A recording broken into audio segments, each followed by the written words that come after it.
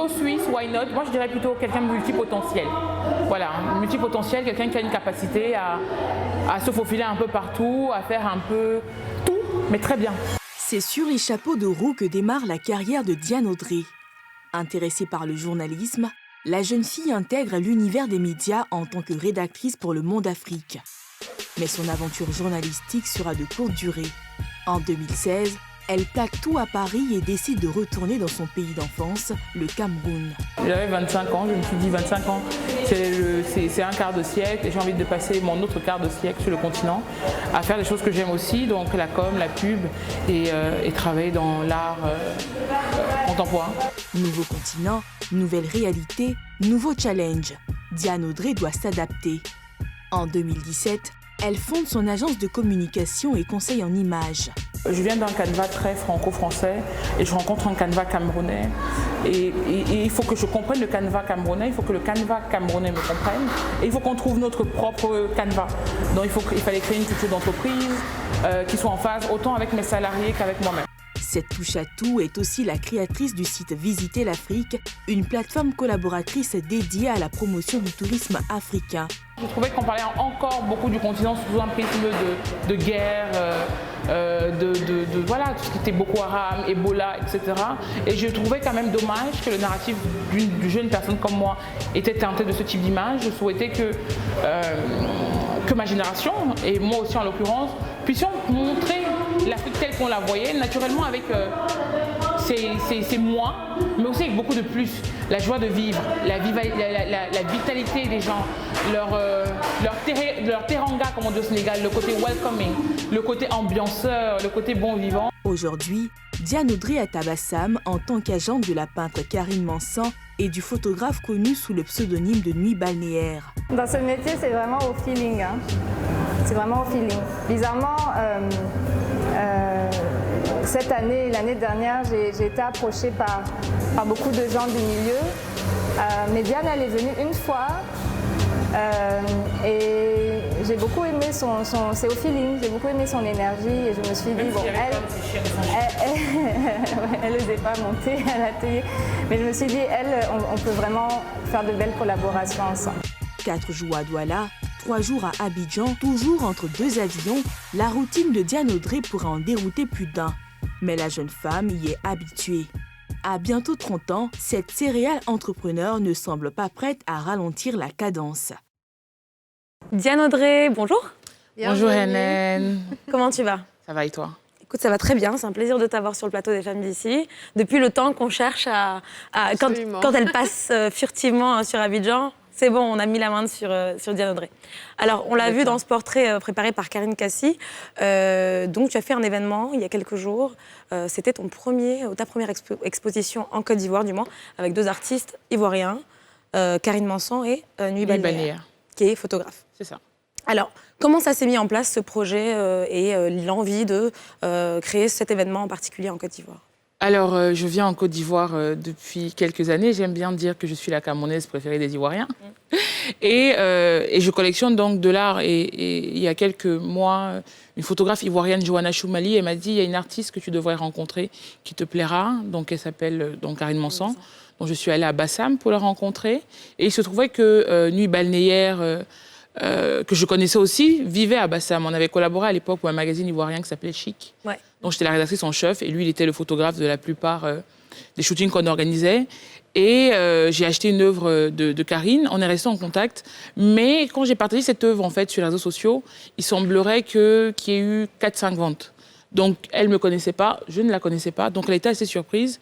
Et elle m'a contactée pour me remercier. J'ai trouvé ça très, très, très sympa de sa part. Elle n'était pas obligée, elle aurait pu laisser ça. Et puis, un jour, voilà, elle m'appelle, elle me dit, on aimerait avec Dadi organiser une exposition et on aimerait que ce soit toi, en tout cas, qui t'en occupe sur le volet et logistique, organisation, curation et agent. Le côté un peu plus business, hein, parce que les artistes restent quand même dans la créativité et des fois, il faut un volet un peu plus strict, carré. C'est ça. Voilà. Alors, ce qui est intéressant, et tu l'as un peu évoqué dans ta réponse, c'est que tu vois, tu t'occupes donc ce volet logistique, business, organisation et aussi tout en ayant l'œil, parce que finalement, il faut avoir l'œil pour reconnaître les talents du continent. Mais c'est pas ta seule, c'est pas ton seul cheval de bataille. Tu es aussi sur la communication et le conseil en images. Tu étais dans les médias, ou tu es dans les médias à travers Visiter l'Afrique et avant Monde Afrique. C'est vraiment, ça va pas dans tous les sens, mais disons que tu ne t'interdis pas de toucher un peu à tout. Oui, ça c'est très français, franco-ivoirien, franco-camerounais, de créer des canevas où on met des personnes. Mais très rapidement, et encore aujourd'hui, on parle beaucoup de personnes à haut potentiel, les personnes hypersensibles, les personnes multipotentielles. Caroline Cassi, quand elle faisait le reportage, elle m'a dit « Est-ce que vous êtes un couteau suisse ?» Certainement, mais moi je dirais plutôt que je suis une personne multipotentielle. Mais si on regarde bien, tout tourne toujours autour de la com. Vendre une œuvre d'art, c'est faire de la com. Faire un podcast, c'est faire de la com, c'est de trouver un autre levier pour parler aux gens. Faire un média, c'est informer les gens. Mais aujourd'hui, lorsqu'on a un média, de toute manière, on est obligé de faire de la com. C'est ça. Je crois que vous le faites très bien ici, en étant sur les réseaux sociaux, en boostant un peu votre visibilité. Donc, moi, je n'ai pas l'impression de faire différentes choses. J'ai l'impression de faire beaucoup de choses, mais qui sont toujours dans le même canevas. Et le fait d'avoir une agence de com fait aussi que voilà, j'ai 24 personnes avec qui je collabore. Donc, d'une certaine manière, je ne suis pas seule. Je suis peut-être celle qu'on voit le plus, mais il va y avoir des graphistes, il va y avoir des producteurs, il va y avoir une équipe un peu derrière qui me permet d'être un peu plus zen. Alors moi, je veux qu'on revienne un peu sur le podcast Si Maman m'avait dit. Est-ce que c'est parce que vous avez ressenti que nos mères ne nous parlent pas assez de certaines choses et que finalement on les découvre sur le tas et que on s'en prend plein la gueule finalement? Alors moi, je pense que je suis quelqu'un qui se pose beaucoup de questions. Et lorsque je parlais avec mes amis, notamment une, ici, Ami Kwame, qui est souvent avec vous. On connaît très bien, oui. Voilà. Chaque fois, je me disais, mince, pourquoi c'est toi, mon ami, qui me dis des choses? Pourquoi c'est nous qui nous disons des choses? Mais nos mamans, elles étaient où? Est-ce qu'elles ont vécu ça, en fait? Est-ce que... Et puis, au fur et à mesure, je me suis dit, au début, on va faire un livre à plusieurs mains. Ami, Antonia, David Prince et plein d'autres personnes. Et parce qu'on est toujours un peu lent, chacun a ses projets en fait. C'est ça. Il y a une qui est à Abidjan, il y a une qui est à Paris, il y a une qui est à Dakar. Donc finalement, on ne fait jamais rien, mais c'était nécessaire parce que chaque fois, on se retrouvait à discuter de mêmes sujets. Et je me suis dit, moi, je vais essayer le format podcast parce que j'écoutais beaucoup d'autres podcasts comme La Poudre de Lorraine Bastide en France. Et je me disais, si ça me touche, je pense que ça peut toucher d'autres personnes. Et très rapidement, je crois, en un an, on a eu plus de 130 000 écoutes. Alors qu'on nous disait que le format podcast n'était pas le format idéal sur le continent. Alors, c'est là l'erreur. Je pense qu'au C'est contraire, vraiment une grande erreur. Parce que quand j'ai découvert... aujourd'hui, la quasi-totalité des jeunes aiment bien l'iPhone sans faire de pub. Et c'est accessible, on écoute... Même les moteurs de recherche. Aujourd'hui, quand vous passez par une plateforme comme nous, Anchor, elle vous permet d'être diffusée sur au moins 15 plateformes connues, d'Apple Music à Spotify, en passant par Google. Et Google, c'est très important parce que beaucoup de personnes sur le continent n'utilisent pas iOS, mais utilisent Android. Donc, ça se diffuse facilement. Et même ma mère, qui n'était pas au courant, je crois qu'une fois, on a eu une histoire sur la deuxième go de quelqu'un. Ma mère, elle m'a dit « Oh, je suis dans un groupe WhatsApp, tout le monde parle de ton podcast, envoie-moi le lien. » Donc ça aussi, c'est intéressant. Ça crée des conversations aussi entre parents et enfants. C'est ça qui est magique. C'est ça qui est intéressant. Et tu as évoqué justement le fait qu'à la base, l'idée de Si Maman m'avait dit, c'était un potentiel livre. L'un de tes projets les plus récents, c'est justement une maison d'édition. Et tu as également écrit, ou du moins, c'est des propos recueillis, c'est ça, oui. Dans un livre qui s'appelle Lettres à Cameroun. Ça aussi, ça fait partie de tes amours, donc l'écriture, le storytelling à travers le média papier? Oui, je pense que si on regarde Visiter l'Afrique, on regarde Bakou, la maison d'édition, on regarde Omankar de l'agence de com, ou aussi tout ce qui est production d'événements liés à l'art contemporain, il y a toujours un amour de l'Afrique, il y a toujours un amour du continent. C'est qu'est-ce qu'on voit aujourd'hui, qu'est-ce qu'on laisse demain. Je suis toujours un peu surprise quand les personnes vont sur des plateformes d'achat pour acheter La vie d'un boy, L'enfant noir, Amkoulel, des livres qui ont 30, 40 ans. Et on se demande qui sont les personnes qui ont écrit en fait l'Afrique ces dernières années. C'est un peu comme si nos modèles sont Sankara, Lumumba, et on se demande à un moment, si nous, nos modèles sont décédés il y a 40 ans, nos enfants, aujourd'hui, qu'est-ce qu'ils vont avoir? Ils vont avoir qui comme modèle? Et l'idée pour moi, dans cette maison d'édition, qui est plutôt axée beau livre, donc du livre d'art, c'est de raconter des histoires intéressantes qui restent. Je veux que dans 10 ans, dans 20 ans, nos enfants, ils puissent avoir ça en référence. Et le premier projet était Lettres à Cameroun, donc 24 auteurs du Cameroun, camerounais de la diaspora ou basés au Cameroun, qui ont écrit une lettre à Cameroun. Je ne voulais pas dire au Cameroun parce que ça aurait eu directement un volet politique. Mais le Cameroun, c'est un souvenir. Le Cameroun, c'est le Ndolé. Le Cameroun, c'est ma tata qui me faisait détresse. Donc, je voulais vraiment que les personnes apportent aussi de la poésie, un dialogue.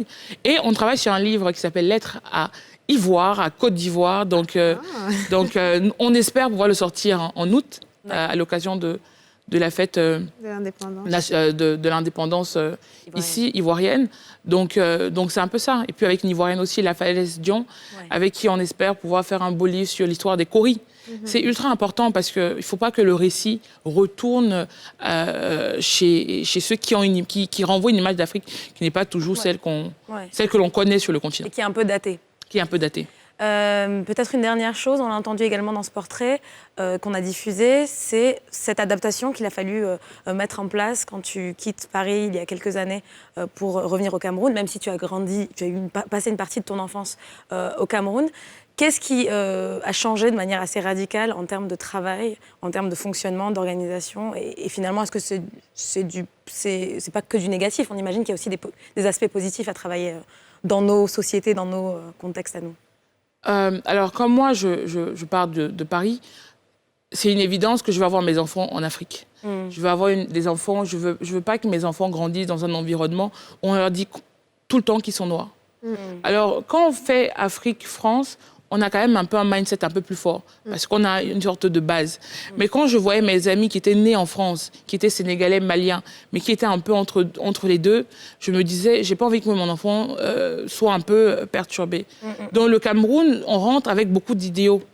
On pense qu'on va changer les choses, mais personne ne nous attendait pour changer les choses. Et je pense que c'est valable pour les Ivoiriens pour rentrer. Oui, on t'a pas demandé de rentrer, on t'a pas demandé de venir changer quelque chose. Donc ça, il faut déjà avoir l'humilité de le comprendre. Ça met quand même 1 an.